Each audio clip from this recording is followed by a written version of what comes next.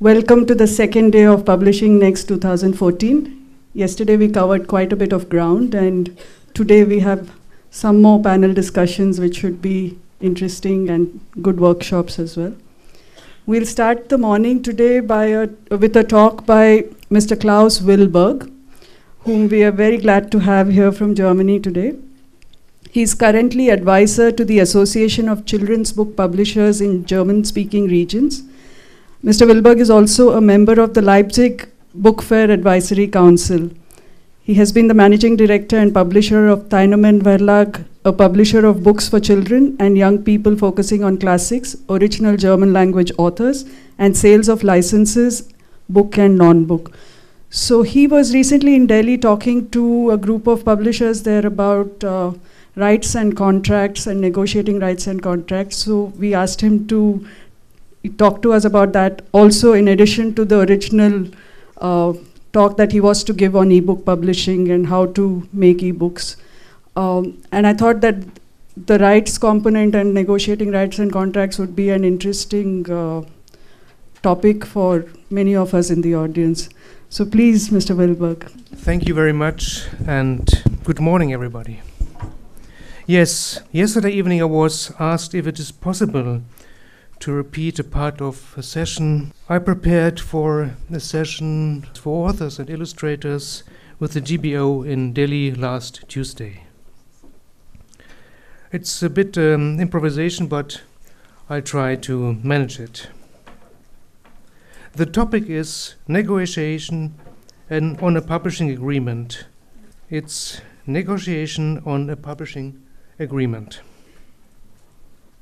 which fits with the yesterday's session, open publishing, copyright, and copyleft.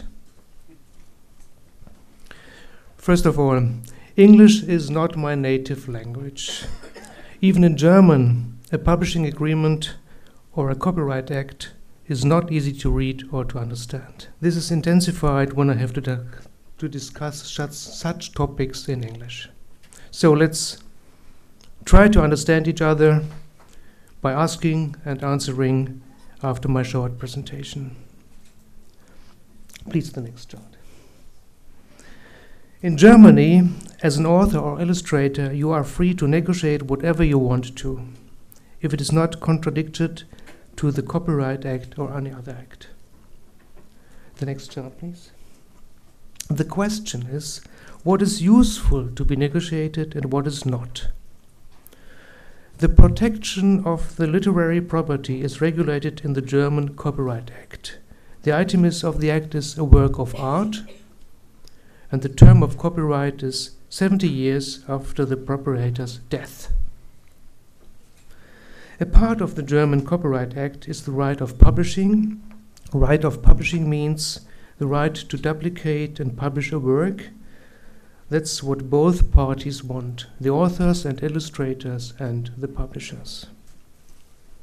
Normally, the proprietor gives the rights of exploitation of his work to a publishing house. For that purpose, the proprietor concludes an agreement with the publishing house, the so-called publishing agreement. In the following, I will present some key positions of a normal German publishing agreement to you. And I will tell you what, in my opinion, and due to my experience, is reasonable and what is useless to argue about. In green, what is to be negotiated. In red, what I think is not reasonable to argue about. Very simple, it could be considered that the sense of such a contract is for the publisher to get all the author's rights, and for the author to get as much money as possible. But it's a little bit more complicated. Next chart, please. It is to consider that a potential licensee mostly is not interested in negotiating with more than one licensor. This, for example, is the reason for the following phrase. The rights of the title are entitled to the publisher, even then, when the title springs to the author's mind. But of course, you can argue about this phrase, and the solution might be that the author gets some extra money if a licensee wants to use the title. To discuss the other wordings in this paragraph is waste of time, because no publisher will sign a publishing agreement in which the author or illustrator not grants to be the rights proprietor. This counts as well concerning the so-called competitors clause, which can be specified but not cancelled. Next chart, please.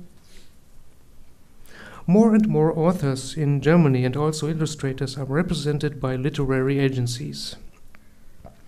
I often have the impression that these agencies want to prove their value by arguing about the rights given to the publisher. What they often forget is that for a publisher, again, it is much more easier to sell a license if he has all the rights and if he has them exclusive and worldwide. In the publisher's best case, the author grants the following rights. Next chart.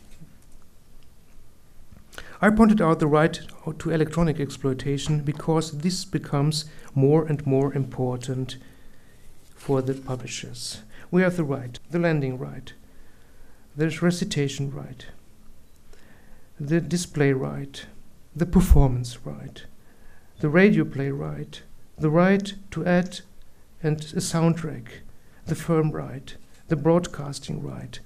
Next chart.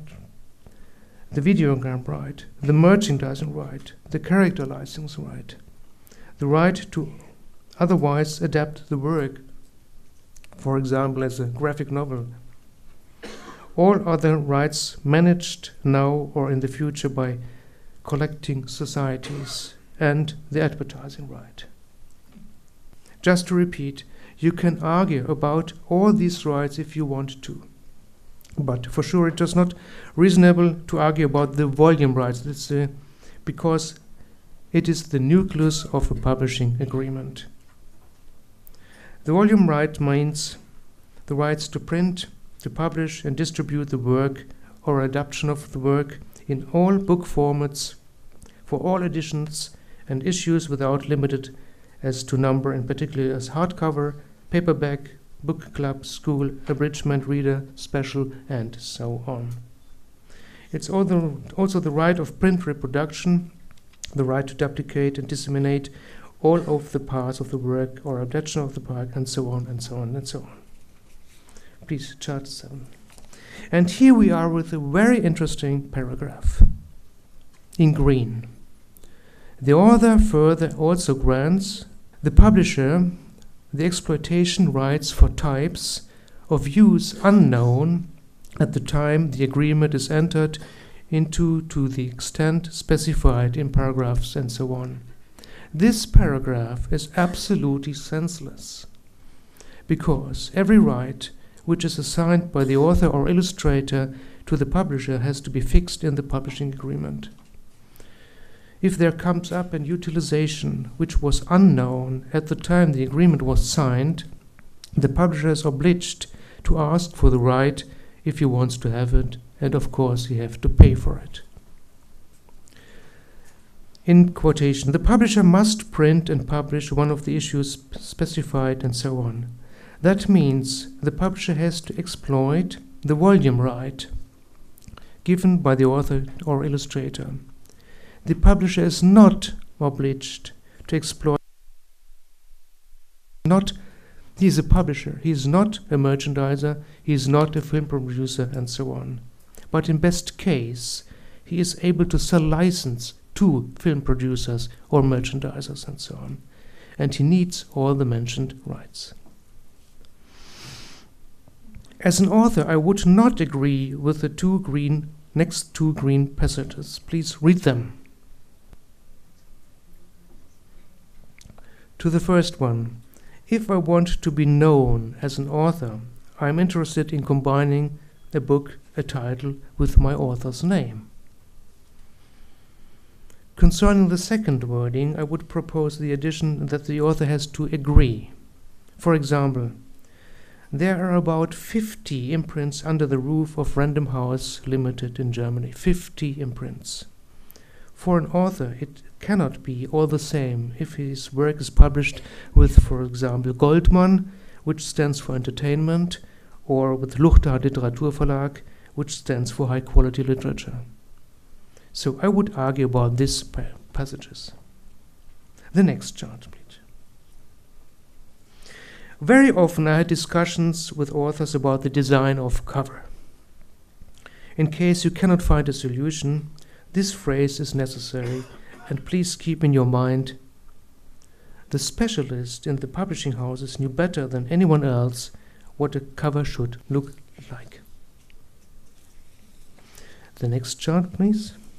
Of course, the publisher has to pay for the rights given by the author and illustrator. To argue about money is normal, but there are limits. Normally, a publisher will not pay more than 10% of the net retail price for all rights proprietors. That means authors and illustrators together. Please, the next chart. And do not forget, as an author or illustrator, to argue about the royalties for subsidiary rights. And the next chart, please. As an author, you should seriously think about the data you can deliver, as well as an illustrator, a manuscript or an illustration, because a deadline is a deadline. Of course, you can argue about complementary copies. All other paragraphs have economic or legal reasons, and it cannot be of interest for an author or illustrator to negotiate them. Typesetting and correction, deliverability, altered new print runs, remindering, pulping, final provisions. And if you have negotiated about all these phrases, and these are stipulated, you can sign the contract. Thank you very much.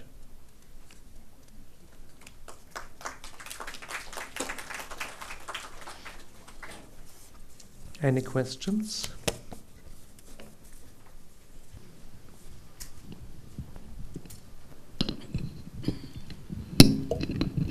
Thank you. What about film and animation rights? Because, very often, unless the book is a real bestseller, the writer may not make much out of it. But if he has written a book or a story which could be adapted for a film or animation movie, that's where he stands to make some money. Does the publisher have the right to take away, all those rights, or do they remain with the writer? He's asking, what about the film rights? Yeah. Because an author doesn't make too much money on the book, so he might be able to make money on the film rights. So his question is, does the publisher get to retain these rights or not? You can also, they only sell film rights if a book is successful. It took about 40 years to sell the film rights from the famous, all over the world known novel from Otfried Preuß, La Krabat. It took about 40 years to sell these rights. And I had a very successful youth book series called Cheeky Girl, Cheeky Books, and it took about 10 years, and we sold 10 million copies before the film rights were sold. So the other way around is not usual. Any other questions? Alexandra. If I understood correctly, you seem to be arguing that it's kind of better and neater for a publisher to get all the rights. Yes. And in my experience, what happened in the 1990s with German publishers was that they published Eastern European authors who didn't have agents and so on. And they always insisted on getting all the rights, but then they did not really do anything to promote these authors. What would you kind of say about that? So they wouldn't promote them to, for instance, get into translation into other languages. They did nothing for that. So, what's the advantage? Do you really know that they do nothing? Well, in my experience, I mean, that was, yes. They did nothing or very little. Yeah. I'm just seeing my colleagues from the license department who have one 20-minute appointment after the other in the Frankfurt Book Fair for 4 days. They do a lot, but it took, again, 40 years to sell the very interesting rights of Jim Knopf by Michael Ende to France, because in France they didn't want to have a black boy on the cover. Well, I know it's not easy, but still, Yes. I know many of these authors in Eastern Europe, and they had a feeling. To sell a license is of interest of a publisher. Yeah, yeah. So I my impression was that it was something that was kind of done, but then not really exploited and not really acted upon. And it's simply because there may have been other names that were easier to sell.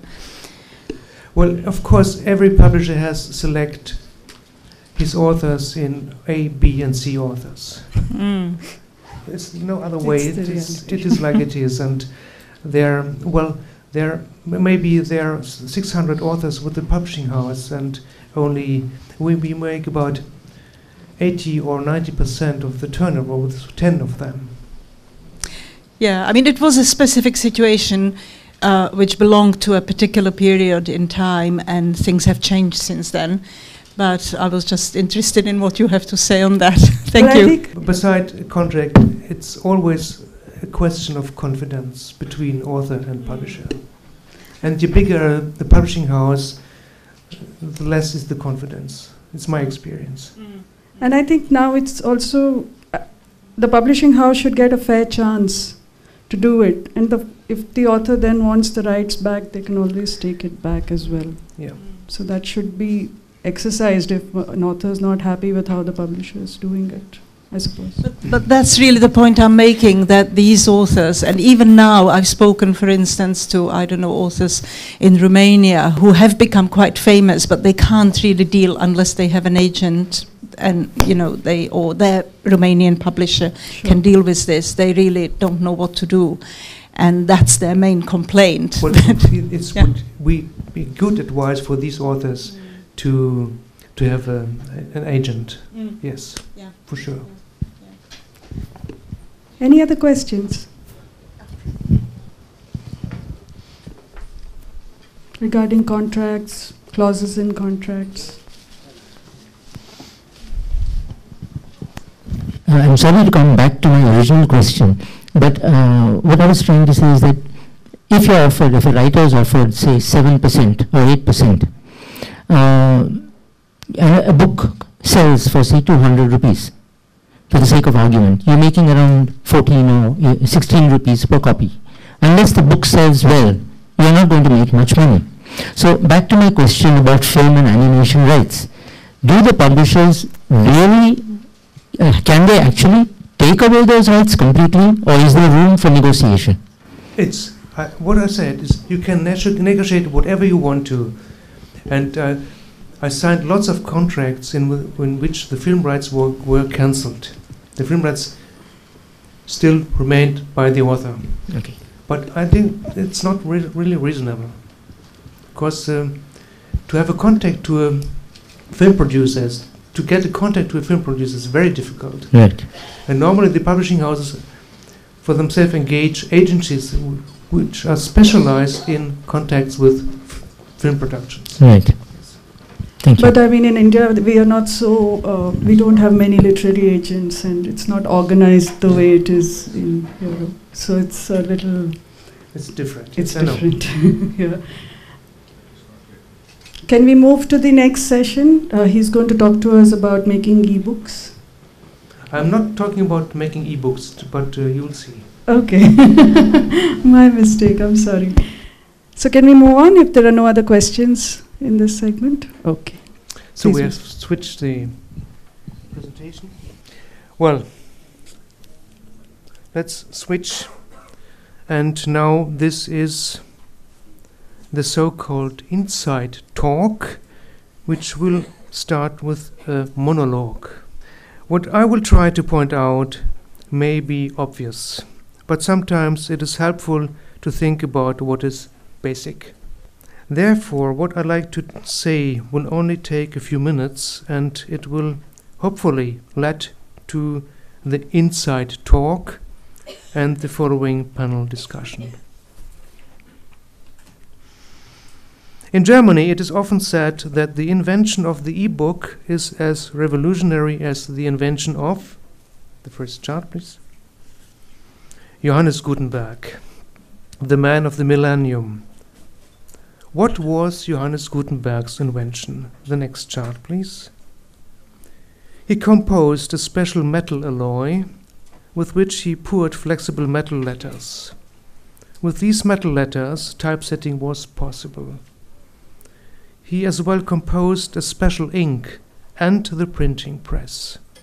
All this together was the beginning of the mass production of books, a real technical revolution. Next chart, please. The all over the world most well-known book printed by Johannes Gutenberg was the Holy Bible. Next chart, please. Johannes Gutenberg's revolutionary technical invention was the basis for social political changes and revolutions in the aftermaths, expanding education, propagating of humanism in Europe in the 15th and 16th century, the Protestant Revolution, so the dividing of Christian church into different confessions, many Catholics and Protestants in the 16th and 17th century. Johannes Gutenberg's technical revolutionary invention was followed by social political revolutions which fundamentally changes not only in Europe. Concerning printing books, there were no substantial changes for about 500 years after Johannes Gutenberg's invention, 500 years, until the invention of the e-book. Next chart, please. The invention is the possibility to read letters in the quality of printed letters without the necessity of printing.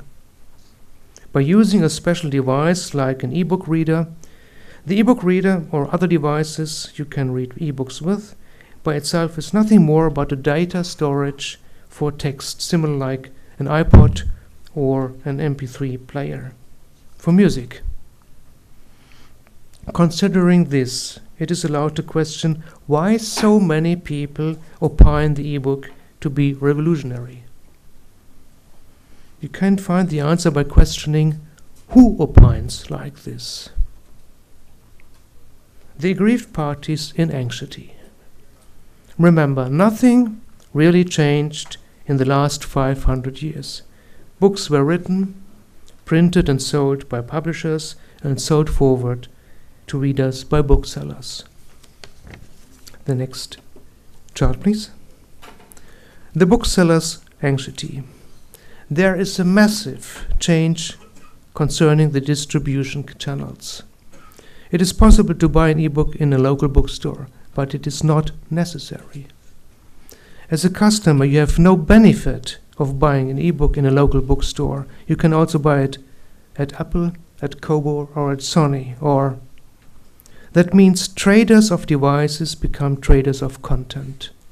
In this development, if this development continues, and I'm sure it will, the scenery of the German book trade will change fundamentally in disadvantage of this very old and solid business. Next chart, please. What about the publishers? For me, as a publisher, it does not matter if I sell an e-book to Kobo or to a local bookseller. The main issue is the turnover. But the publishers are not on the safe side. There is a former bookseller who sells books physically and electronically in a very special data format. E-books in this special data format can only be read with a special device, which is also sold only by this former bookseller. A trader of content became a trader of devices, Amazon. Not enough. Amazon made a step forward and became a publisher who bounds authors with extremely good conditions. In consequence, this could mean whatever a reader wants or needs, it is made and sold by Amazon. For sure, other big players will follow or will try to. The next chart, please.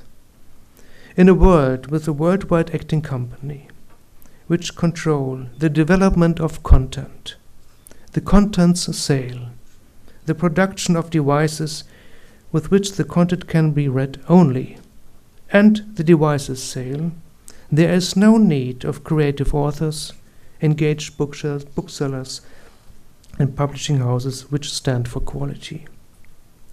Perhaps we are far away from this scenario, perhaps we are not. If not, this would be really revolutionary in a negative sense. But there is hope. In the aftermath of the argument between Amazon and big publishing houses in Europe and UK and US concerning the retail price of e-books, authors published an open letter against Amazon because they fear to lose royalties when e-books become cheaper. And in Germany, for example, we have a strong drive called Buy Local. It is a kind of beginning of a counter movement for creativity, diversity, and leisure. Thank you very much.